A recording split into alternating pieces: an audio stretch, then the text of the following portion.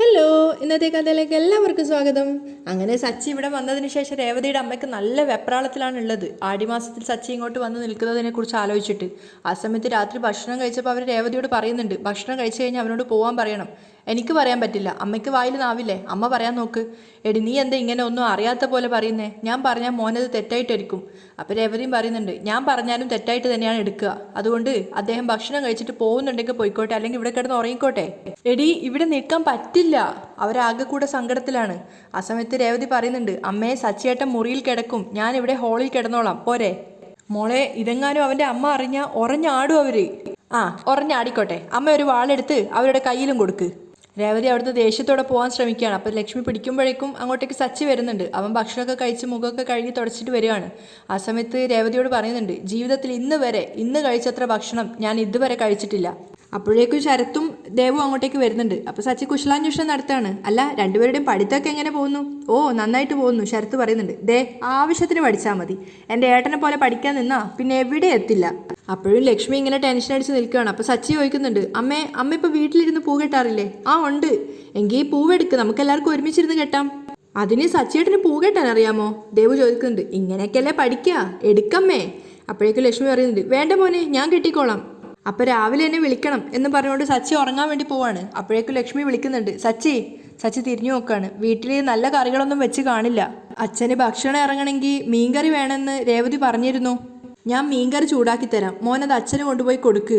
അപ്പോഴേക്കും സച്ചി പറയുന്നുണ്ട്, ഏയ് വേണ്ട, അച്ഛൻ കിടന്നു കാണും, രാവിലെ ചൂടാക്കിയാൽ മതി. ഞാൻ ഇവിടുന്ന് കഴിച്ചതിന് ശേഷം അച്ഛനുള്ളത് എടുത്തിട്ട് പോവാം. അത് കേട്ട് രേവതിക്കും ദേവുവിനൊക്കെ ചിരി വരുന്നുണ്ടായിരുന്നു. അപ്പം ലക്ഷ്മി വീണ്ടും പറഞ്ഞു നോക്കുകയാണ്, അല്ല മോനെ, ഇപ്പം കൊണ്ടുപോയി കൊടുക്കുന്നതല്ലേ നല്ലത്, രാവിലെ ആവുമ്പോഴേക്കും കറി ചീത്തയായി പോയാലോ? ചീത്തയായി പോവില്ലമ്മേ, കറി നാളെ കൊടുക്കാം, സച്ചി പറയുന്നുണ്ട്. അപ്പോഴും ലക്ഷ്മി ആകെ കൂടെ സങ്കടത്തിൽ രേവതിയെയും ദേവുവിനെയൊക്കെ നോക്കുകയാണ്. പക്ഷെ അവർ രണ്ടുപേരും കളിയാക്കി ചിരിക്കുകയാണ്. അപ്പോൾ മോനെ ഉറപ്പിച്ചോ ഇന്ന് പോകുന്നില്ലെന്ന് ലക്ഷ്മി വീണ്ടും ചോദിക്കുകയാണ്. ആ, ഉറപ്പിച്ചു, ഞാൻ ഇന്ന് പോകുന്നില്ല. അയ്യോ, ലക്ഷ്മിക്ക് ആകെ കൂടെ സങ്കടമാവുന്നുണ്ട്. അപ്പം സച്ചി ചോദിക്കുകയാണ്, അമ്മ എന്തിനാ ഇത് തന്നെ പറഞ്ഞുകൊണ്ടിരിക്കുന്നേ? അത് മോനെ, ഇത് ആടിമാസമല്ലേ? അതെ, ആടിമാസം ഇത്. അതിന് ഞാനെന്തിനാ വീട്ടിൽ പോകുന്നേ? അവിടെ ആടി തന്നെയല്ലേ, അല്ലാതെ ആവണിയൊന്നും അല്ലല്ലോ. സച്ചി പറഞ്ഞു കേട്ടത് ലക്ഷ്മി ആകെ കൂടെ അവരെ അവസ്ഥയിലായിട്ടാണുള്ളത്. പക്ഷെ രേവതി ദേവും ശരത്തും ഒക്കെ പൊട്ടിച്ചിരിക്കുന്നുണ്ടായിരുന്നു.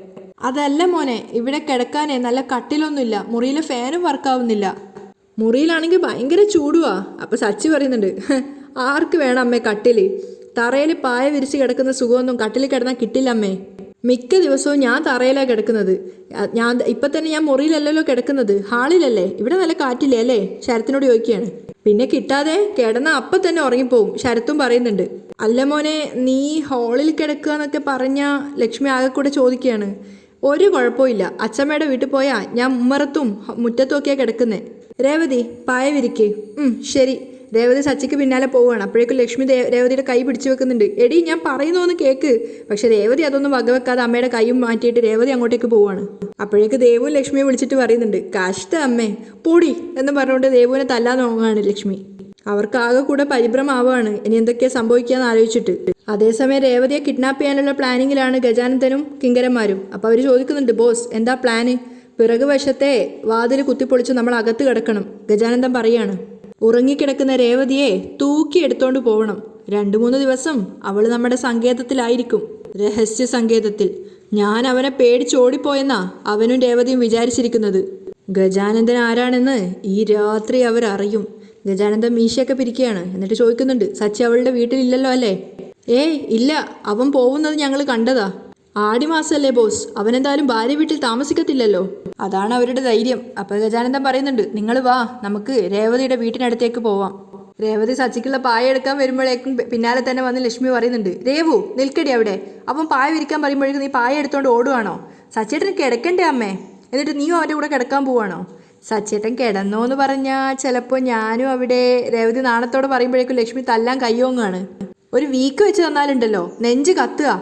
അപ്പോഴേ അവളുടെ, അയ്യോ ജീരക വെള്ളം വെച്ച് തരണോ? അത് കുടിച്ചാൽ നെഞ്ചരിച്ചിലേ മാറും. രേവതി കളിയാക്കുകയാണ്. അപ്പോൾ ലക്ഷ്മി പറയുന്നുണ്ട്, ദേ കളിക്കല്ലേ രേവതി. അവരുടെ തല്ല് കേട്ടുകൊണ്ടാണ് ദേവു അങ്ങോട്ടേക്ക് വരുന്നത്. ദേവുവിനും ചിരി വരുന്നുണ്ടായിരുന്നു. ഇത് ആടിമാസാ മോളെ, അവനിവിടെ താമസിക്കാൻ പാടില്ല. എൻ്റെ അമ്മേ, ചുമ്മാ റേഡിയോ പോലെ അമ്മ ഇത് തന്നെ പറഞ്ഞുകൊണ്ട് നിൽക്കല്ലേ, ഒന്ന് പോയി കിടന്നുറങ്ങാൻ നോക്ക്.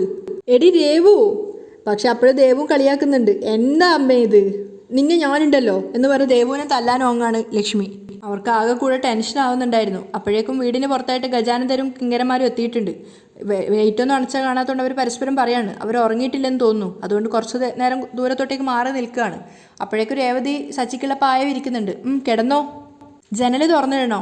ഏയ് വേണ്ട, കൊതുക് കയറും, സച്ചി പറയുന്നുണ്ട്. അപ്പം അതിനുശേഷം അവൻ കുറച്ചൊരു ചമ്മലോട് ചോദിക്കുകയാണ്, ഇന്നലെ രാത്രി നീ നന്നായിട്ട് ഉറങ്ങിയോ? നന്നായിട്ട് ഉറങ്ങിയോന്ന് ചോദിച്ചാൽ ഉറങ്ങിയില്ല, എന്നാലും ഉറങ്ങി. ഞാൻ ഇന്നലെ രാത്രി ഉറങ്ങിയിട്ടേ ഇല്ല. എന്താ കാരണം? രേവതി ചോദിച്ചത് സച്ചി രേവതിക്ക് നേരെ പ്രണയത്തോടെ നോക്കുകയാണ്. ആ നോട്ടം മനസ്സിലായിട്ട് രേവതി ചോദിക്കുന്നുണ്ട്, ഞാൻ കൂടെ ഇല്ലാത്തത് കൊണ്ടാണോ ഉറക്കം വരാഞ്ഞേ? ആദ്യം സച്ചി അതിന് മറുപടി ഒന്നും പറയുന്നില്ല. അവനിങ്ങനെ ചമ്മിയിട്ടും നാണത്തോടെയൊക്കെ രേവതിയെ നോക്കി നിൽക്കുകയാണ്. പിന്നെ പറയാണ്, അതുകൊണ്ടായിരിക്കാം. നീയുണ്ടെങ്കിൽ എന്തെങ്കിലും കാരണം പറഞ്ഞ് എന്നോട് വഴക്ക് കൂടുമല്ലോ, അപ്പോൾ ഉറക്കം വരും. അത് കേട്ടത് രേവതിയുടെ മുഖം മാറുകയാണ്. ഓഹോ, അപ്പം നിങ്ങൾക്ക് ഉറങ്ങണമെങ്കിൽ ഞാൻ വഴക്ക് കൂടണം അല്ലേ? ഞാനെന്താ വഴക്കാളിയോ? എന്നെ കാണാനല്ലേ ഇങ്ങോട്ടേക്ക് വന്നത്? എന്നെ കൊണ്ട് വഴക്ക് കൂടിപ്പിച്ച് സുഖമായിട്ട് കിടന്നുറങ്ങാനല്ലേ? അങ്ങനെ നിങ്ങളിപ്പോൾ ഉറങ്ങണ്ട എന്നും പറഞ്ഞുകൊണ്ട് രേവതി ദേഷ്യത്തോടെ പോവുകയാണ്. അപ്പോഴേക്കും സച്ചി അവളുടെ കൈ കയറി പിടിക്കുന്നുണ്ട്. നീ അവിടെ നിൽക്ക്. അപ്പോൾ രേവതി കുറുമ്പോടെ സച്ചിയെ നോക്കുകയാണ്. അപ്പോൾ സച്ചി പറയുന്നുണ്ട്, ഇപ്പം തന്നെ കണ്ടില്ലേ നീ വഴക്കടിക്കുമ്പോൾ എനിക്ക് നല്ല ഉറക്കം വരുന്നുണ്ട് എന്നൊക്കെ പറഞ്ഞ് സച്ചി ആക്ട് ചെയ്യാണ് ഉറക്കം വന്നതുപോലെ.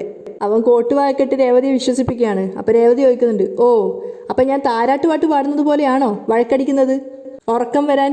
അപ്പോൾ സച്ചി പറയുന്നുണ്ട്, ആ എനിക്കറിയില്ല, എന്തായാലും നിന്റെ ശബ്ദം കേൾക്കാതെ എനിക്ക് ഉറക്കം വരില്ല. അത് കേട്ടതും രേവതിയുടെ മുഖത്തുള്ള കുറുമ്പൊക്കെ പോയി പ്രണയം ഇങ്ങനെ വരുന്നുണ്ടായിരുന്നു. രണ്ടുപേരും പായലിരിക്കുകയാണ്. ആ സമയത്ത് സച്ചി അറിയാതെ രേവതി സച്ചിയെ തന്നെ ഇങ്ങനെ പ്രണയത്തോടെ നോക്കി നിൽക്കുന്നുണ്ട്. പെട്ടെന്നാണ് സച്ചി തിരിഞ്ഞു നോക്കുമ്പോൾ അത് കാണുന്നത്. അപ്പം രേവതിയും ചെറുതായിട്ടൊന്ന് ചമ്മുന്നുണ്ട്. അപ്പോൾ സച്ചി ചോദിക്കുക, എന്താ ഇങ്ങനെ നോക്കുന്നേ? അപ്പം ചെറിയൊരു ചമ്മലോടെ പ്രണയത്തോടെ രേവതി ചോദിക്കുകയാണ്, അപ്പോൾ എന്നെ കാണാതെയും എൻ്റെ ശബ്ദം കേൾക്കാതെയും ഉറക്കം വരില്ല അല്ലേ? ഇല്ല. അപ്പോൾ രേവതിയും പറയുന്നുണ്ട്, എങ്കിൽ ഞാനൊരു കാര്യം പറയട്ടെ? പറയ്. ഇന്നലെ രാത്രി ഞാനും ഉറങ്ങിയിട്ടൊന്നുമില്ല. നിങ്ങളെ കാണാതെ നിങ്ങളുടെ ശബ്ദം കേൾക്കാതെ എനിക്കും ഉറക്കം വരില്ല. അത് കേട്ടതും സച്ചി പ്രണയത്തോടെ രേവതിയെ നോക്കുകയാണ്. കിസ് ചെയ്യാനെന്നൊരു ഭാവത്തിലാണ് സച്ചി രേവതിക്കരികിലേക്ക് പോകുന്നത്. അപ്പോഴേക്കും പുറത്തു നിന്ന് ലക്ഷ്മി വിളിക്കുകയാണ്, രേവതി. അപ്പോൾ രേവതി മനസ്സിൽ വിചാരിക്കുന്നുണ്ട്, ഓ ഈ അമ്മയുടെ ഒരു കാര്യം. അപ്പോൾ സച്ചിയും പറയാണ്, അമ്മ വിളിക്കുന്ന കേട്ടില്ലേ? ചെല്ല്, പോയി കിടന്ന് ഉറങ്ങ്. ഞാൻ പോട്ടെ? ഞാൻ പോകുന്നേ. രേവതിക്ക് പോകാൻ മനസ്സേ ഇല്ല. പൊക്കോ. അത് കേട്ടത് രേവതി ദേഷ്യത്തോടെ എഴുന്നേൽക്കുകയാണ്. അപ്പോഴേക്കും സച്ചി പുതക്കാൻ വേണ്ടി പുതപ്പെടുക്കുന്നുണ്ടായിരുന്നു. രേവതി അപ്പോഴും ചെറിയൊരു പ്രതീക്ഷയോടെ തിരിഞ്ഞ് സച്ചിയെ നോക്കുകയാണ്. ഞാൻ പോട്ടെ? കുറേ സമയമെല്ലാം പോകുന്നത് പറയാൻ തുടങ്ങിയിട്ട്, എന്നിട്ട് എന്താ പോവാത്തേ? ശരി, ഞാൻ പോകുന്നു, പോരെ എന്നും പറഞ്ഞുകൊണ്ട് സാരി തലപ്പം പിടിച്ചുകൊണ്ട് രേവതി ദേഷ്യത്തോടെ പോവാണ്. അത് കണ്ട് സച്ചിക്ക് ചിരി വരുന്നുണ്ടായിരുന്നു. അവളവിടുന്ന് പോയതിനു ശേഷം സച്ചി അവളുടെ കുറുമ്പിങ്ങനെ ആലോചിച്ച് ചിരിക്കുകയാണ്. അതേസമയം ഗജാനന്ദനും ഗുണ്ടകളൊക്കെ അവിടെ എത്തിയിട്ടുണ്ടായിരുന്നു. എല്ലാവരും ഉറങ്ങിയെന്ന് തോന്നുന്നു. പറഞ്ഞതെല്ലാം ഓർമ്മയുണ്ടല്ലോ. നമ്മൾ പുറകു വശത്തെ വാതിൽ കുത്തി തുറന്ന് അകത്ത് കിടക്കുന്നു. എല്ലാവരും നല്ല ഉറക്കത്തിലായിരിക്കും. രേവതിയെ നമ്മൾ തൂക്കിയെടുത്ത് വീടിന് വെളിയിലേക്ക് വരും. അവൾ ഒച്ച വെക്കാതിരിക്കാൻ ശ്രദ്ധിക്കണം. അവളുടെ വാ പൊത്തിപ്പിടിച്ചിരിക്കണം. അവളെ തൂക്കിയെടുത്ത് എൻ്റെ വണ്ടിയിലിട്ട് നമ്മൾ നമ്മുടെ രഹസ്യ സങ്കേതത്തിലേക്ക് പോകുന്നു. പിന്നെ അവിടെ നമ്മുടെ ആഘോഷത്തിന് മാറ്റുകൂട്ടാൻ രേവതി എന്ന പെണ്ണും. ഗജാനന്ദൻ പൊട്ടിച്ചിരിക്കുകയാണ്. അപ്പോൾ ഗുണ്ടകളും പറയുന്നുണ്ട്, ഇതിനേക്കാളും നല്ല മറുപടി സച്ചിക്കും രേവതിക്കും കൊടുക്കാനില്ല ബോസ്. അതേസമയം ചന്ദ്രയ്ക്ക് ഒരു സമാധാനവും ഇല്ല. അവരിങ്ങനെ സ്വയം പിറുപിറുക്കുകയാണ്. രണ്ടുപേരും ഒന്നാവാതിരിക്കാനാ രേവതി അവളുടെ വീട്ടിലേക്ക് പറഞ്ഞു വിട്ടത്. അപ്പം ദേ സച്ചി അവളുടെ വീട്ടിൽ പോയി പൊറുതി തുടങ്ങിയിരിക്കുന്നു. രണ്ടുപേരെയും ഇനി ഒന്നാവാൻ വിട്ടുകൂടാ. ആദ്യം കുഞ്ഞു പിറക്കുന്നത് സുധിക്ക് തന്നെ ആയിരിക്കണം. രണ്ടിനെയും രണ്ട് മുറിയിലാക്കിയേ പറ്റൂ. ആ പൂ കെട്ടുന്നവളെ വിളിച്ച് ഒന്ന് വിരട്ടിയേക്കാം. ചന്ദ്ര നേരെ ലക്ഷ്മിയുടെ ഫോണിലേക്കാണ് വിളിക്കുന്നത്. ലക്ഷ്മി ചന്ദ്രയുടെ കോള് കണ്ടതും ആകെ കൂടെ പരിഭ്രമത്തിലാവാണ്. അയ്യോ, സച്ചിയുടെ അമ്മയാണ് വിളിക്കുന്നത്. സച്ചി ഇവിടെ വന്നത് അറിയിട്ട് വിളിക്കായിരിക്കും. മോളെ ഞാൻ എന്ത് പറയും എന്നൊക്കെ രേവതിയോട് ചോദിക്കുകയാണ്. അപ്പോൾ രേവതി പറയുന്നുണ്ട്, അമ്മ എന്തിനാ ഇങ്ങനെ പേടിക്കുന്നേ? ഫോൺ എടുത്ത് സംസാരിക്കേ. ഹലോ, ലക്ഷ്മി പറയാണ്. നീ എന്താ മനസ്സിൽ കരുതിയിരിക്കുന്നേ? എന്നെ വിഡ്ഢിയാക്കാന്ന് കരുതിയോ? ചന്ദ്ര അഹങ്കാരത്തോടെയാണ് സംസാരിക്കുന്നത്. അല്ല, എന്താ പറയുന്നതെന്ന് മനസ്സിലായില്ല എനിക്ക്. നിനക്ക് മനസ്സിലാവുന്ന രീതിയിൽ ഞാൻ പറഞ്ഞു തരാം. ആടിമാസാണെന്ന് പറഞ്ഞ് എന്നെ ബോധ്യപ്പെടുത്താനായിട്ട് മകളെ വീട്ടിലേക്ക് കൂട്ടിക്കൊണ്ടുപോയി. പിന്നാലെ അവളുടെ കെട്ടിയവനെയും നീ അവിടത്തേക്ക് വിളിച്ച് വരുത്തിയല്ലേ? അയ്യോ, ഞാൻ വിളിച്ചു വരുത്തിയതല്ല, അവനായിട്ട് വന്നതാ. ലക്ഷ്മി പേടിയോടെയാണ് പറയുന്നത്. വീട്ടിൽ വരുന്ന ആളോട് കയറരുത് എന്ന് പറയാൻ പറ്റുമോ? ലക്ഷ്മി പേടിയോടെ പറയാണ്. എന്തിനാ രണ്ടുപേരെയും രണ്ടിടത്ത് നിർത്തിയെന്ന് അറിയില്ലേ?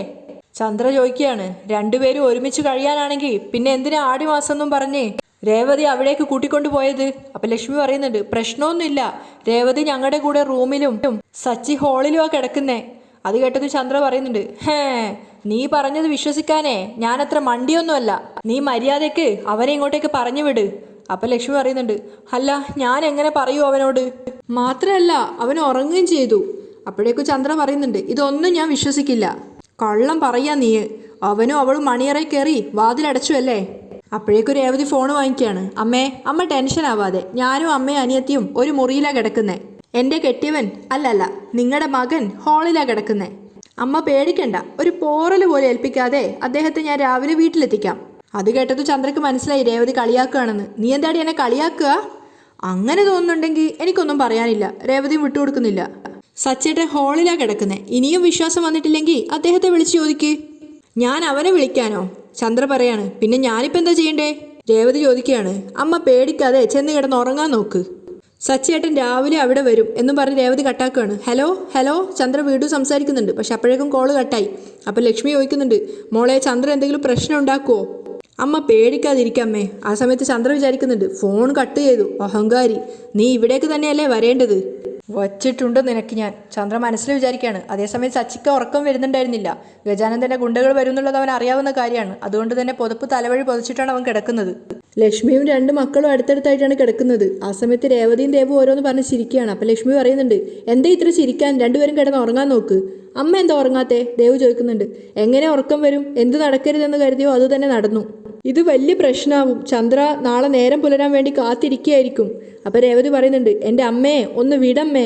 എന്തൊരു പേടിയാ ഇത്. അപ്പം ദേവും പറയുന്നുണ്ട്, ചേച്ചി ഇന്ന് ചേച്ചിയുടെ അമ്മായിയമ്മ ഉറങ്ങില്ല. നിങ്ങളെ ഓർത്ത് ടെൻഷൻ അടിച്ച് അങ്ങോട്ടും ഇങ്ങോട്ടും നടന്ന നേരം വെളുപ്പിക്കും. അതെ രേവതിയും ചിരിക്കുന്നുണ്ട്. അപ്പം ലക്ഷ്മി ചോദിക്കുകയാണ്, മോളെ നാളെ രാവിലെ സച്ചി വീട്ടിൽ പോവുമായിരിക്കും അല്ലേ? എനിക്കറിയില്ലമ്മേ. രേവതി കളിയാക്കുകയാണ്. അത് അമ്മ തന്നെ സച്ചിയേട്ടൻ്റെ അടുത്ത് ചോദിക്ക്. അപ്പം ദേവ് പറയുന്നുണ്ട്, ചേച്ചി ഏട്ടനോട് നാളെ പോകണ്ടെന്ന് പറ. ഡി ലക്ഷ്മി ദേവുവിനെ തല്ലുകയാണ്. അമ്മേ ചേച്ചിയുടെ അമ്മായിയമ്മയുടെ BP കൂടും. സച്ചിയേട്ടനോട് ഒരാഴ്ചയും കൂടി ഇവിടെ നിൽക്കാൻ പറ ചേച്ചി. അമ്മായിയമ്മ BP കൂടി ഹോസ്പിറ്റലിൽ അഡ്മിറ്റ് ആവട്ടെ. അപ്പം രേവതിയും ചിരിച്ചുകൊണ്ട് പറയാണ്, നാളെ രാവിലെ ട്രിപ്പ് പോയാലും സച്ചിയേട്ടനോട് ഇങ്ങോട്ട് തന്നെ തിരിച്ചു വരാൻ പറയാം. അവിടെ വീട്ടിൽ നല്ല ഭക്ഷണം ഉണ്ടാക്കില്ലല്ലോ. എനിക്ക് നല്ല ഭക്ഷണം ഉണ്ടാക്കി കൊടുക്കണം സച്ചിയേട്ടന്. ചേച്ചി എങ്കിൽ നാളെ മീൻ വേണ്ട, ചിക്കൻ മതി. അത് തന്നെയാണ് ഞാനും ഉദ്ദേശിച്ചേ. രേവതി എഴുന്നേറ്റ് പറയാണ്, നമുക്ക് ചിക്കൻ കറി, ചിക്കൻ ഫ്രൈ, ചിക്കൻ 65 ഇത് മൂന്നും ഉണ്ടാക്കിയാലോ? അത് കേട്ടത് ലക്ഷ്മി ചോദിക്കുന്നുണ്ട്, നീ ഇത് എന്ത് ഭാവിച്ച രേവതി? അയ്യോ ചിക്കൻ വേണ്ടെന്നാണോ അമ്മ പറയുന്നേ? അത് ചൂടാ അല്ലേ? എങ്കിൽ നമുക്ക് മട്ടൺ ആക്കിയാലോ? അത് കേട്ടത് ലക്ഷ്മി ദേഷ്യത്തോടെ ചാടി എഴുന്നേക്കാണ്. കളിക്കുന്നോടി നിങ്ങൾ രണ്ടുപേരെന്ന് പറഞ്ഞിട്ട് രണ്ടുപേരും തല്ലുന്നുണ്ട്. എന്താ അമ്മയെ കാണിക്കുന്നേ? എങ്ങനെയെങ്കിലും അവനെ ഇവിടെ നിന്ന് പറഞ്ഞേക്കാൻ നോക്കുവാണ് ഞാൻ. അപ്പം നിങ്ങൾ അവനെ ഇവിടെ സ്ഥിരമായിട്ട് താമസിപ്പിക്കാൻ നോക്കുവാണോ? വെളച്ചിലെടുക്കല്ലേ. നീ ഇപ്പം തന്നെ അവനെ ഇവിടുന്ന് പറഞ്ഞയച്ച അത്രയും നല്ലത്. ആ ചന്ദ്രയുടെ കയ്യിൽ നിന്ന് രക്ഷപ്പെടാം. സച്ചേട്ടൻ മാത്രമല്ല, കൂടെ ഞാനും പോവാം. ഞങ്ങളിവിടെ താമസിക്കുന്ന അമ്മയ്ക്ക് ഇഷ്ടമല്ലല്ലോ. ഞാൻ പോവാന്ന് പറഞ്ഞ് രേവതി എഴുന്നേറ്റത് ലക്ഷ്മി പറയുന്നുണ്ട്, നിക്കടി അവിടെ. പിന്നെ എന്താ അമ്മേ, സച്ചേട്ടൻ വന്നത് മുതൽ പറഞ്ഞു വിട് എന്ന് പറഞ്ഞ അമ്മ ഒറ്റത്തരം പിടിവാശിയാണല്ലോ. ഇനിയെങ്കിലും നിർത്തിക്കൂടെ അമ്മയ്ക്ക്? സച്ചേട്ടൻ ഇവിടെ സ്ഥിരതാമസത്തിന് വന്നതൊന്നുമല്ല. രാവിലത്തെ ആഹാരം കഴിച്ചിട്ട് അദ്ദേഹം പോയിക്കോളും.